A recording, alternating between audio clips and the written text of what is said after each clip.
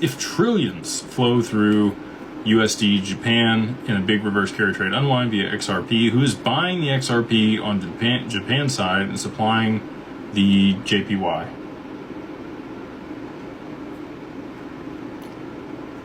Is it mainly SBI and ODL market makers? And how could that happen without major strain on local yen liquidity?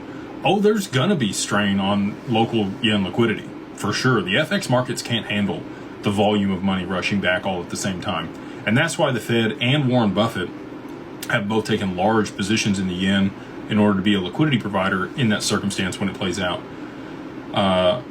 Here's an interesting statistic that I read right before we got on here. Warren Buffett has $373 billion in cash and cash equivalents sat on the sideline. That's enough to buy 480 of the companies in the S&P 500. The S&P 500 is made up of 500 companies, by the way, if you didn't know. 480 of those. Warren Buffett could buy, what is that? There's only 20 companies left. Would be, 500, so 5 would be 1%. So he would be able to buy 96% of the S&P 500 with $373 billion, which is what he currently has in cash and cash equivalents. That is wild.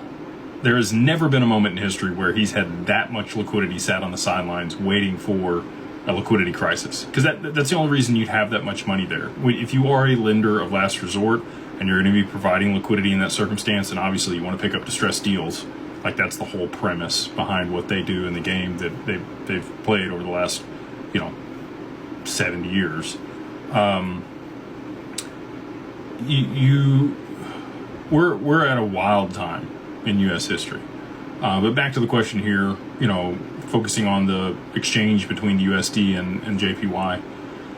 You have RLUSD, and if you had a couple Japanese stable coins, that might be the way to facilitate that at scale through XRP. Now, SBI could, use that as a liquidity buffer in the FX market. They control about 10% of the FX market there in Japan.